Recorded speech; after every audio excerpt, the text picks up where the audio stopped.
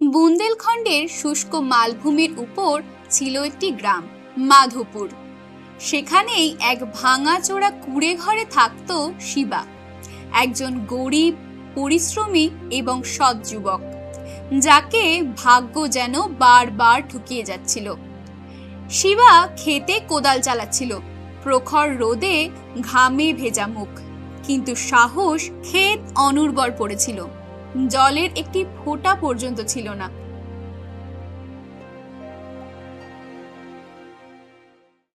এত পরিশ্রম করি তবুও খেতে কিছু জন্মায় না।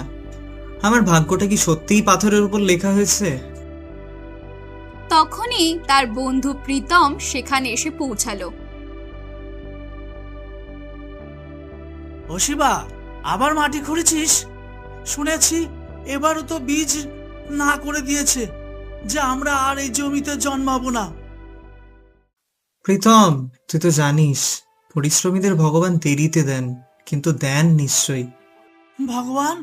তোর ভাগ্যের কথা তো ভগবানও ভুলে গেছে। পুরো গ্রাম বলে তুই তো জন্ম থেকেই অভাগা। হ্যাঁ, আমিও শুনছি যে লোকে এমনই বলে, কিন্তু আমার ভেতর থেকে একটা আওয়াজ আসে যে আমার ভাগ্য পাল্টাবে। যখন কেউ মানবে না, তখনও আমি বিশ্বাস করতে থাকবো। তুইও না শিবা, স্বপ্নের রুটি খেয়ে বেঁচে আছিস।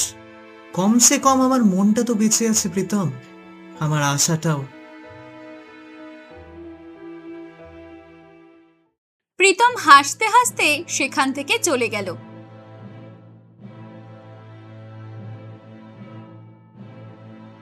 সন্ধ্যায় শিবা তার বাড়ি ফিরে এলো।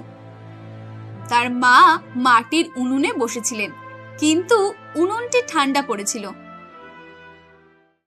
বাবা, মনে হচ্ছে ভগবান তোর ভাগ্য বিনা কালির কলমে লিখেছে। মা, তুমি তো শেখাও সাহস কখনো হারানো উচিত নয়।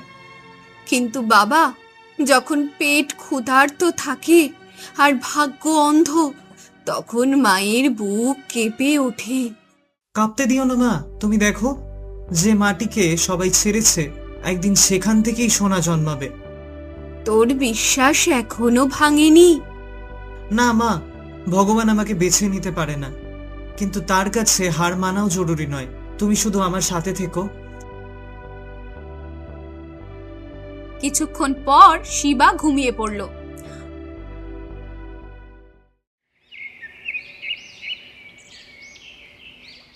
পরের দিন সকালে শিবা খেতে যাওয়ার জন্য তৈরি হতে লাগলো।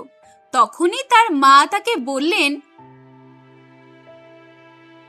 বাবা, বাড়িতে কাঠ ফুরিয়ে গেছে, উনুন কি করে জ্বলবে? ঠিক আছে মা, আমি জঙ্গলে যাচ্ছি কাঠ আনতে, তারপর খেতে যাব। এই বলে শিবা জঙ্গলের দিকে বেরিয়ে পড়ল। সে প্রায় অর্ধেক রাস্তায় পৌঁছেছিল, তখনই তার কানে তার প্রেমিকা বৃন্দার গলা এলো। আরে শিবা, তুমি এখানে? এই সময় তো তুমি খেতে থাকো, আজ জঙ্গলে কেন যাচ্ছ? বাড়িতে কাঠ ফুরিয়ে গেছে, ক্ষেতের কাজ পরে করব, আগে মায়ের উনুনটা নিশ্চিন্ত করি। কাল অন্য গ্রাম থেকে ছেলের বাড়ির লোক এসেছিল আমাকে দেখতে, সব দেখে শুনে চলেও গেছে। তুমি তাড়াতাড়ি তোমার মাকে বাবার কাছে পাঠিয়ে দাও, নইলে দেরি হয়ে যাবে। তুমি আমার অবস্থা জানো বৃন্দা, গ্রামের সবাই আমার ভাগ্য নিয়ে ঠাট্টা করে।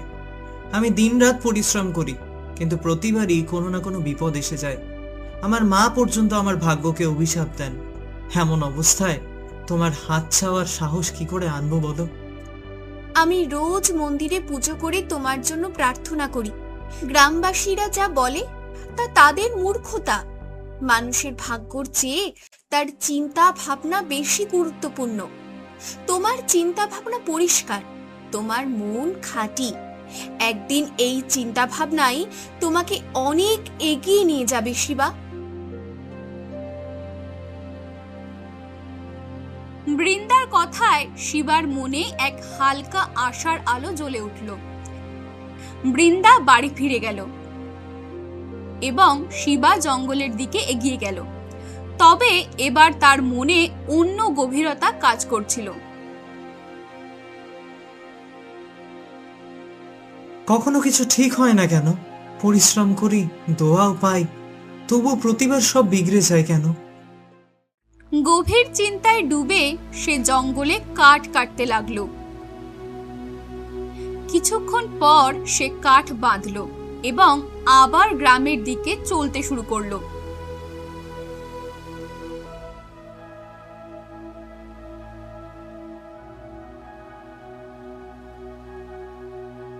আরে, এটা কোন রাস্তায় এসে গেল?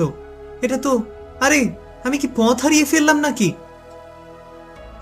শিবা জঙ্গলের সেই অংশে আজ পর্যন্ত কখনো আসেনি। তখনই প্রচন্ড বৃষ্টি শুরু হলো। এ কি বিপদ!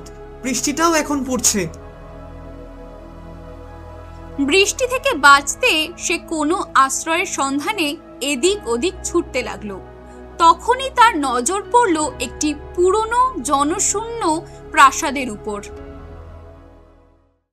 হয়তো এটাই সেই প্রাসাদ হবে যার সম্পর্কে গ্রামে বলা হয় যে এখানে অদ্ভুত অদ্ভুত আওয়াজ আসে। বছরের পর বছর ধরে জনশূন্য হয়ে পড়ে আছে এটা। ভয়ে ভয়ে শিবা সেই প্রাসাদের কাছে পৌঁছালো। বৃষ্টিও ছিল জোরে এবং ক্ষুধার জ্বালাও বাড়ছিল। বাধ্য হয়ে সে ভেতরে চলে গেল। কিছুক্ষণের জন্য শুধু একটু বসি, তারপর বৃষ্টি থামলেই বেরিয়ে যাব। কিন্তু যেই সে ভেতরে পা রাখলো, তার চোখ ছানা বড়া হয়ে গেল। ভেতরের দৃশ্য বাইরের মতো ছিল না। প্রাসাদের ভেতরে ভাঙাচোরা নয়, বরং কোনো পুরনো রাজবাড়ির মতো সাজানো ছিল। দেওয়ালে প্রাচীন ছবি, মেঝেতে দামি গালিচা, আর ঘরের ঠিক মাঝখানে রাখা একটি মূল্যবান সিন্দুক। এটা কি করে সম্ভব? বাইরে থেকে এটা প্রাসাদের ধ্বংসাবশেষের মতো ছিল, আর ভেতরে যেন কোনো রাজার প্রাসাদ। শিবা এখন ভুলে গিয়েছিল যে সে পথ হারিয়েছিল। তখনই শিবার নজর একটি ঘরের দিকে গেল, যেখান থেকে কিছু আওয়াজ আসছিল। শিবা সেই ঘরের দিকে এগিয়ে গেল। সামনের দৃশ্য দেখে সে মারাত্মকভাবে চমকে গেল। এ কি? একটা বড় খাঁচায় তোতা বন্ধ আছে, আর এর পাশে খুঁটির সাথে বাঁধা একটা গাধাও আছে। খুবই বিচিত্র ব্যাপার। এই জনশূন্য প্রাসাদে এই তোতা আর গাধা কি করছে?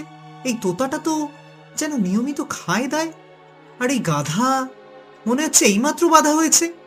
এই প্রাসাদে কি কেউ থাকে তবে? তখনই তোতা শিবাকে দেখে মানুষের গলায় বলে উঠল, অবশেষে তুই এলি শিবা, কিন্তু তুই তো আসতে দেরি করে দিলি। তখনই গাধাটিও মানুষের গলায় বলে উঠল, তাতে কি হলো? সকালের ভোলা যদি সন্ধ্যায় ফিরে আসে তবে তাকে ভোলা বলে না। এই বলে গাধাটি জোরে জোরে হাসতে শুরু করলো। এটা কি করে সম্ভব হতে পারে? তুমি তো একটা তোতা, তুমি মানুষের ভাষায় কিভাবে কথা বলতে পারো? আর এই গাধাটাও মানুষের মতো ভাষায় কথা বলছে কি করে? শিবার কথা শুনে তোতা হাসতে হাসতে বলল, আমরা দুজন কেন এবং কিভাবে মানুষের ভাষায় কথা বলছি তার রহস্য তুই কিছুক্ষণ পরে জানতে পারবি। আমরা সেটা এখন তোকে বলতে পারি না, তবে এটা নিশ্চয় বলতে পারি যে আমরা দুজন একটি বর লাভ করেছি। এই হাবিলিতে কেউ আসে না, তুই প্রথম মানুষ যে এখানে এসেছিস। তখনই গাধা হাসতে হাসতে শিবাকে বলল, খুবই ভাগ্যবান তুই। এই শুনে শিবা চমকে গেল। তোতা শিবার দিকে তাকিয়ে বলল, আমার বন্ধু, ভয় পাস না, আমরা তোর কোনো ক্ষতি করব না। এখন আমার কথা মন দিয়ে শোন। আমি বর পেয়েছি যে আমি মানুষকে সঠিক পথ দেখাতে পারি, আর আমার বন্ধু গাধা বর পেয়েছে যে সে মানুষের বিনাশের পথও দেখাতে পারে। এই শুনে শিবা চমকে গেল এবং বলল, কি বলতে চাইছো? তখনই গাধা মানুষের গলায় বলল, মানে এই যে আমরা ভাগ্য লিখি না, তবে আমরা এমন সুযোগ অবশ্যই দেখাই যা দিয়ে ভাগ্য তৈরি করা যায়। একটি পথ ভালোর আর একটি পথ সর্বনাশের। তুই যা নির্বাচন করবি তা দিয়েই তোর ভাগ্য তৈরি হবে। শিবা অবাক হয়ে তাদের দুজনকে দেখতে লাগলো এবং বলল, তোমাদের কিছু কথা আমার বুঝতে অসুবিধা হচ্ছে, আর কিছু তো একেবারেই না। তোতা বলল, আমরা বুঝি আজ পূর্ণিমা, আমরা প্রতি পূর্ণিমার রাতে আমরা দুজন তোকে একটি করে রাস্তা দেখাবো। তুই যা শুনবি সেটাই তোর দিক নির্ধারণ করবে। যদি আমি তোকে ভালো রাস্তা দেখাই, তবে এই গাধা তোকে সেই রাস্তায় চলার বিপরীত ফলও দেখাবে। ফল বিপরীত হবে এবং তোর জন্য সেই ফল খারাপও হতে পারে। আর তোর নির্বাচনই তোর ভাগ্য ঠিক করবে। যদি তুই সঠিক নির্বাচন করিস তো বিশ্বাস কর, তোর ভাগ্যের তারারা পাল্টে যাবে। শিবা গভীর চিন্তায় ডুবে গেল। কিছুক্ষণ পর সে বলল, ঠিক আছে, আমি প্রস্তুত। তোতা বলল, তাহলে যা, তোর গ্রামে একটি খুব পুরনো কুয়ো আছে, আছে না? হ্যাঁ, মহাজনের ক্ষেতে একটা খুব পুরনো কুয়ো আছে, কিন্তু সেই ক্ষেত তো অনুর্বর, সেই কুয়োও শুকিয়ে আছে। না তো, সেই ক্ষেত তো কোনো কাজে আসে না। আর না, সেই কুয়োও না, বরং আমার গ্রামের মানুষ তো এদিকে তাকায়ও না। যা, সেই কুয়োতে একটি তামার সিন্ধুক আছে। তোকে কুয়োর ভেতরে নামতে হবে। কুয়োর ভেতরে ঘুটঘুটে অন্ধকার। যখন তুই তল্লাশি করবি, তখন সেই সিন্ধুকটি পেয়ে যাবি। সেই সিন্ধুকে অসংখ্য সোনা রূপার গহনা রাখা আছে, যা একজন রাজার গহনা? হ্যাঁ, এখন সেই রাজা তো পৃথিবীতে নেই। হাজার হাজার বছর আগে সে এই দুনিয়া থেকে বিদায় জানিয়েছে। সে সেই গহনাগুলো সেখানে লুকিয়ে রেখেছিল। তুই সেই গহনাগুলো হাসিল করতে পারিস এবং ধনী হতে পারিস। এই শুনে শিবা খুশি হলো। সে যেতেই যাচ্ছিল যে তখনই গাধা বলে উঠল, থেমে যা গেছু, এখন আমি তোকে এর বিপরীত ফলও জানাচ্ছি। সেই কুয়োর দেওয়াল খুব কাঁচা, কারণ তা বছরের পর বছর ধরে শুকনো পড়ে আছে। যখন তুই সিন্দুক বের করতে যাবি, তখন দেওয়াল ভেঙে পড়তে পারে। খেচু খেচু, তুই আহত হতে পারিস। চোট এত গভীর হতে পারে যে তোর মৃত্যুও হতে পারে। এর চেয়ে ভালো অন্য একটি রাস্তা বলছি। তুই সরাসরি সাহুকারের বাড়িতে ঢুকে যা, যেখানে একটি কক্ষ আছে যা সাহুকার বন্ধ করে রাখে। ঘ্যাচু ঘ্যাচু, কিন্তু সেই কক্ষে অনেক সোনার উপর রাখা আছে। এই রহস্যটি কেবল সাহুকার জানে। তুই চুরি করে নে, কারো সন্দেহ হবে না। সেই ঘরেও অনেক সোনা এবং রূপোর গহনা রাখা আছে। শিবা গভীর চিন্তায় ডুবে গেল এবং বলল, আমি এখন এখান থেকে যাচ্ছি। সিদ্ধান্ত আমি পরে করব, পরের পূর্ণিমায় আবার আসবো।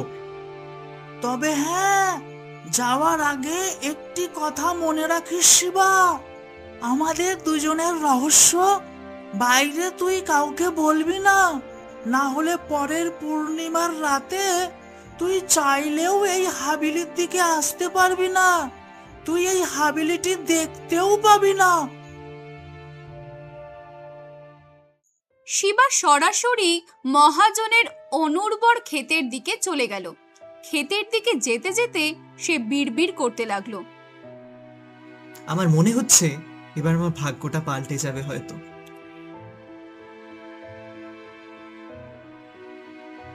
শিবা কুয়োতে নামলো। সে খুব পরিশ্রম এবং সাবধানে তল্লাশি করলো এবং অবশেষে সে সেই তামার সিন্দুকটি পেয়ে গেল। শিবা সিন্দুকটি নিয়ে কুয়ো থেকে বাইরে এলো এবং রাতের অন্ধকারে তার বাড়ির দিকে চলতে শুরু করলো। বাড়ি পৌঁছে সে সেই সিন্দুকটি খুলল। তখন অসংখ্য গহনা দেখে তার মা চমকে গেল।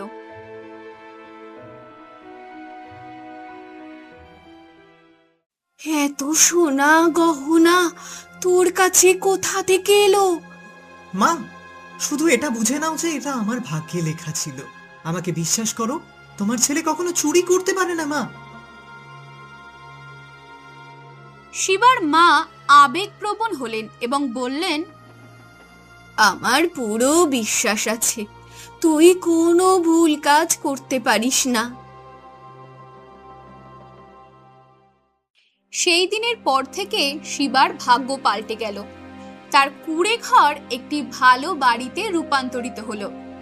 সে চাষবাস ছেড়ে ব্যবসা শুরু করলো এবং দেখতে দেখতে সে ধনী হয়ে গেল। দ্বিতীয় পূর্ণিমার রাতে শিবা আবার সেই রহস্যময় স্থানে পৌঁছে গেল।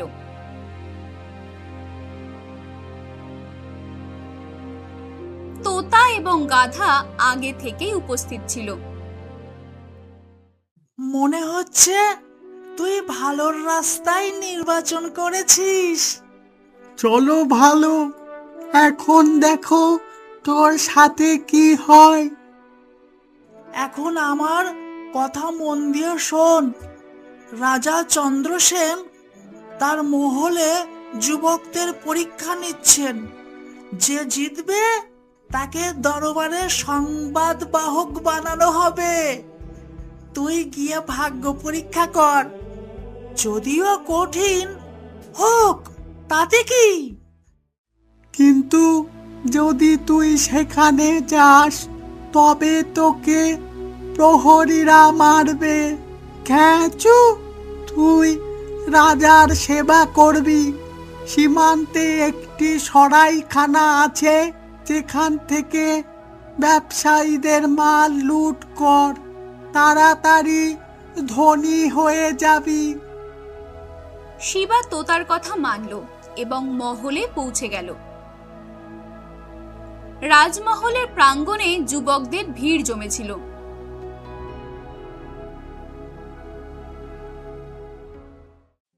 আমরা আজ 3টি পরীক্ষা নেব, বলের, বুদ্ধির এবং ধৈর্যের। যে এই 3টিতে সফল হবে সেই হবে আমাদের বিশেষ সংবাদ বাহক। প্রথম পরীক্ষা বল। রাজার পক্ষ থেকে 2 জন সৈনিক আসে।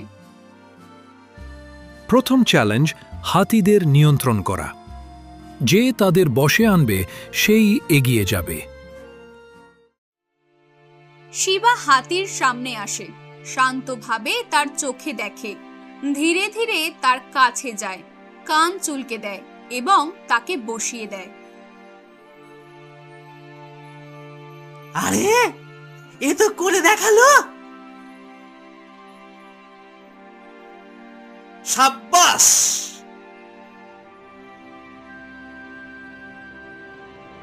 দ্বিতীয় পরীক্ষা বুদ্ধি।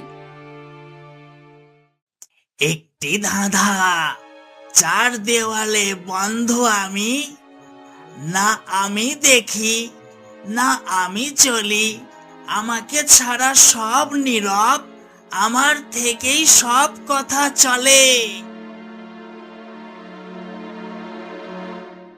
শিবা ভাবতে ভাবতে বলল, উত্তর হলো শব্দ।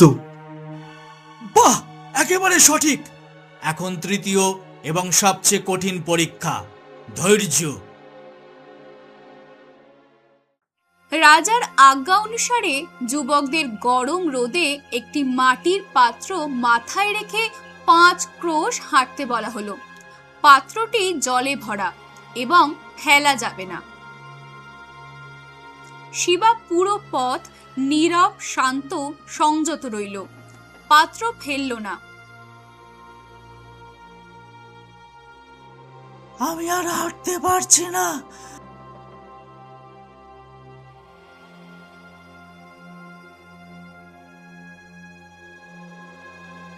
জল উপচে পড়ল। কিন্তু শিবা না জল পড়তে দিল, না ক্লান্তি দেখালো। সে 5 ক্রোশ হেঁটে সময় মতো ফিরে এলো। 3টি পরীক্ষায় যে জয়ী হয়েছে সে শিবা। আমরা তাকে রাজ দরবারের সংবাদ বাহক নিযুক্ত করছি। দরবার গর্জন করে উঠল, জয় হোক, জয় হোক। রাজা চন্দ্রসেনের সেবায় আমি সর্বদা নিবেদিত থাকব। এইভাবে শিবা দ্বিতীয় পূর্ণিমাতেও ভালোর পথ নির্বাচন করল এবং তার জীবনে আরো একটি মোড় এলো। গ্রামবাসী শিবার ভাগ্যকে সবসময় অভাগা বলে মনে করত। কেউ তাকে দেখতে পর্যন্ত পছন্দ করত না। কিন্তু যখন তার পরিশ্রম ফল দিল এবং সে রাজ দরবারের সংবাদ বাহক হলো, তখন পুরো গ্রামের ভাবনা পাল্টে গিয়েছিল। আরে শিবা, শিবা তো ভাগ্যবান হয়ে গেল রে। যেমন ভাগ্য এর পাল্টেছে, তেমন হয়তো কারও পাল্টায়নি। সেই গ্রাম যা কখনো তাকে উপহাস করত, এখন তাকে সম্মানের চোখে দেখতে শুরু করলো। কিছুদিন পর গ্রামের প্রধান স্বয়ং তার বাড়িতে এলেন।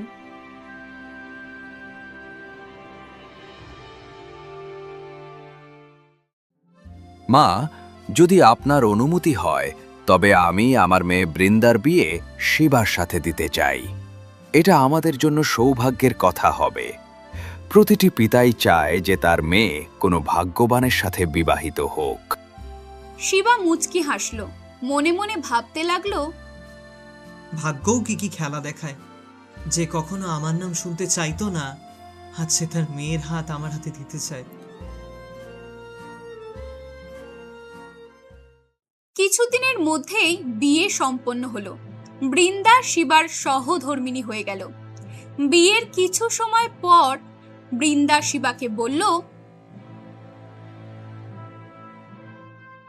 শিবা, তুমি হঠাৎ এত ধনী হয়ে গেলে কি করে? আর রাজা চন্দ্রসেনের সাথে এত ঘনিষ্ঠতা হলো কিভাবে? আমি চাইলেও তোমাকে বলতে পারবো না গো। শুধু এটা জেনে রাখো, এই সবকিছুই ঈশ্বরের কৃপায় হয়েছে। আমি কোনো ভুল কাজ করিনি। আমি আর কখনো জিজ্ঞেস করব না। আমার তোমার উপর পুরো বিশ্বাস আছে।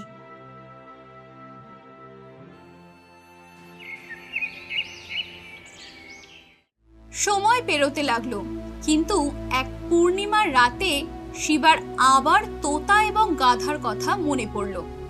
সেই রাতে কিছু একটা আকর্ষণ তাকে প্রাসাদের দিকে টেনে নিয়ে গেল। প্রাসাদের দোরগোড়ায় পা রাখতেই দেওয়াল কেঁপে উঠল।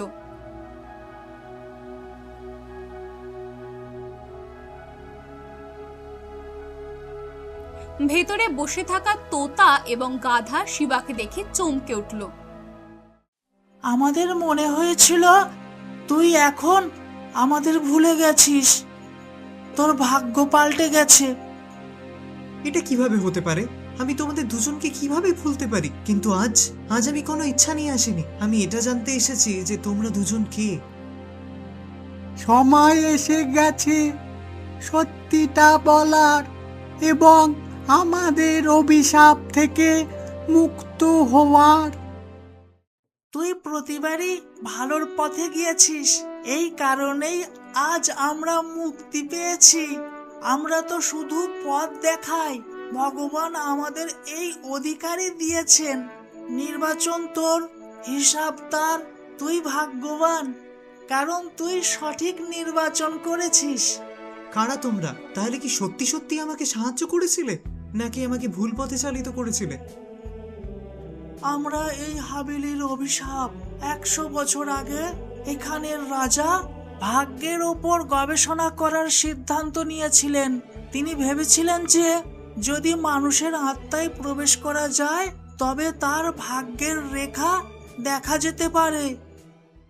রাজা মন্ত্র রচনা করলেন, কিন্তু ঈশ্বর অসন্তুষ্ট হলেন। রাজা তো শেষ হলেন, কিন্তু তার 2 সেবক আমরা ঘ্যাচু এই অভিশাপে ফেসে গেলাম। আমাদের অভিশাপ মুক্তির পথ এই ছিল যে আমরা একজন মানুষকে 2টি পথ দেখাবো, ঘ্যাচু, এবং সে প্রতিবার ভালোর পথ নির্বাচন করবে। শিবা প্রতিবার সেটাই নির্বাচন করলো যা কঠিন ছিল কিন্তু সঠিক ছিল। সেই মুহূর্তে তোতা এবং গাধা রং বেরঙের আলোতে পাল্টে গিয়ে 2জন পুরুষের রূপে প্রকাশিত হলো এবং তারপর অবশেষে অদৃশ্য হয়ে গেল। শিবা আশ্চর্য হলো না, সে সবই জানতে পেরেছিল। আমি এই রহস্যকে সব সময় রহস্যই বজায় রাখবো, চিন্তা করো না গো। এই বলে শিবা মুচকি হাসল এবং প্রাসাদ থেকে বাইরে বেরিয়ে গেল। তারপর আর কখনো সেই প্রাসাদের দিকে গেল না। ভাগ্য সেটাই করে যা মানুষের কর্মের সাথে যুক্ত। যে সঠিক পথ নির্বাচন করে, ভাগ্য স্বয়ং তার কাছে মাথা নত করে। শিবার গল্প শুধু একটি গল্প নয়, প্রতিটি মানুষের ভেতরে লুকিয়ে থাকা সেই ভাগ্যবানের সাক্ষ্য।